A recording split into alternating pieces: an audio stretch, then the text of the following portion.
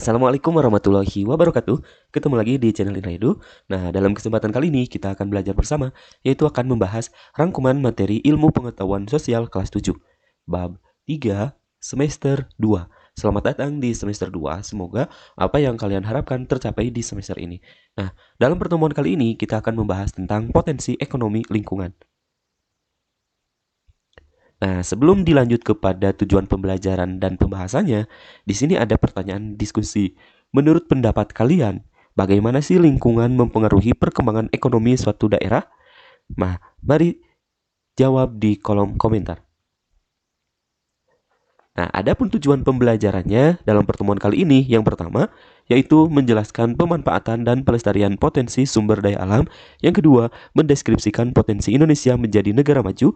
Yang ketiga, memahami konsep toponimi dan relevansinya dengan ekonomi. Tujuan pembelajaran berikutnya yang keempat yaitu memahami ekonomi di lingkungan sekitar. Dan yang kelima, memahami konsep interaksi sosial. Menjelaskan pemanfaatan dan pelestarian potensi sumber daya alam. Apa sih yang dimaksud dengan sumber daya alam? Nah, sumber daya alam Indonesia adalah segala sesuatu yang berasal dari alam yang dimanfaatkan untuk memenuhi kebutuhan hidup manusia. Contohnya, ada air, tanah, mineral, dan udara. Jenis-jenis sumber daya alam yaitu yang pertama berdasarkan sifat ketersediaannya, ada sumber daya alam terbarukan dan sumber daya alam tidak terbarukan. Pengertian dari sumber daya alam terbarukan yaitu dapat diperbarui secara alami, contohnya air, tanah, tumbuhan, hewan, dan hutan. Nah, sedangkan yang dimaksud dengan sumber daya alam tidak dapat terbarukan yaitu jumlahnya itu terbatas dan membutuhkan waktu sangat lama untuk terbentuk kembali. Contohnya, minyak bumi, gas alam, batu bara, dan emas. Nah, yang berikutnya, jenis-jenis sumber daya alam berdasarkan bentuknya. Ada sumber daya alam hayati dan sumber daya alam non-hayati. Nah, yang dimaksud dengan sumber daya alam hayati yaitu yang berasal dari makhluk hidup. Contohnya hasil pertanian, perkebunan, dan perikanan. Nah, yang dimaksud dengan sumber daya alam non-hayati yaitu berasal dari benda mati. Contohnya air, tanah, dan mineral. Nah, pemanfaatan dan pelestarian sumber daya alam. Pemanfaatan sumber daya alam itu bisa dimanfaatkan dalam bidang pertanian, perikanan, kehutanan, energi, dan pariwisata. Nah, pentingnya pelestarian sumber daya alam ini yaitu untuk menjamin ketersediaan sumber daya alam di masa yang akan datang supaya tidak punah.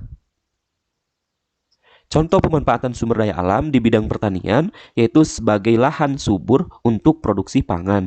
Di bidang perikanan yaitu laut Indonesia sebagai sumber ikan.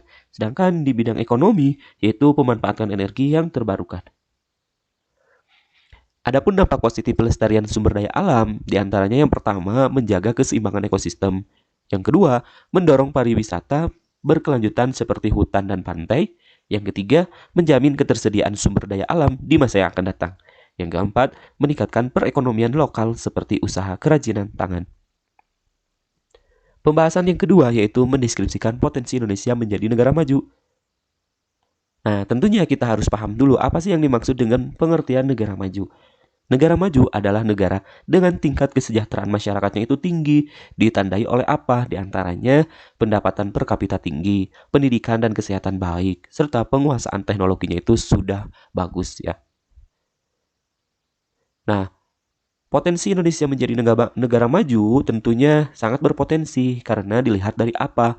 Yaitu dilihat dari sumber daya alam, bonus demografi, dan keanekaragaman budaya. Nah, yang dimaksud dengan sumber daya alam yaitu sangat melimpah yang ada di negara kita, di antaranya di sektor pertanian, perikanan, dan energi terbarukan. Nah, potensi yang kedua yaitu bonus demografi dengan penduduk usia produktifnya itu menjadi modal tenaga kerja dan pembangunan. Yang ketiga, keanekaragaman budaya dan alam mendukung sektor pariwisata sebagai sumber pendapatan negara. Faktor penghambat potensi yaitu diantaranya ketergantungan pada sumber daya alam mentah. Yang kedua, kerusakan lingkungan akibat eksploitasi berlebihan, penebangan hutan gitu ya, seperti itu. Nah, itu merupakan penghambat potensi menjadi salah satu negara maju. Terus juga kurangnya teknologi industri. Pembahasan yang ketiga yaitu memahami konsep toponimi dan relevansinya dengan ekonomi. Pengertian toponimi itu apa? Yaitu ilmu yang mempelajari asal-usul dan makna nama tempat. Toponimi juga membantu kita memahami perkembangan wilayah dan kaitannya dengan masyarakat lokal. Contohnya, nama kota Jakarta tentunya berasal dari kata Jayakarta yang berarti kemenangan yang sempurna. Unsur-unsur pembentuk toponimi ada kondisi alam yaitu sungai, gunung, dan hutan, sejarah, budaya, dan bahasa daerah, serta peristiwa tertentu. Manfaat adanya toponimi ini yaitu mengetahui sejarah daerah, menjaga identitas budaya, serta membantu pemetaan wilayah. Contoh toponimi yaitu dari sawah besar. Nah, sawah besar ini memiliki arti sebagai daerah pertanian yang luas. Kota gede memiliki arti sebagai pusat perdagangan pada masa lalu. Contohnya, Banjarmasin artinya banyak sungai. Bukit Tinggi, wilayah dataran tinggi, serta Karawang berasal dari bahasa Sunda. Yang keempat, memahami ekonomi di lingkungan sekitar. Nah, pengertian ekonomi atau kegiatan ekonomi adalah segala aktivitas manusia untuk memenuhi kebutuhan. Jenis-jenis kegiatan ekonomi itu dibagi menjadi 3, ada produksi, distribusi, dan konsumsi. Nah, yang dimaksud dengan produksi yaitu menghasilkan barang atau jasa. Contohnya, petani, nelayan, dan pabrik.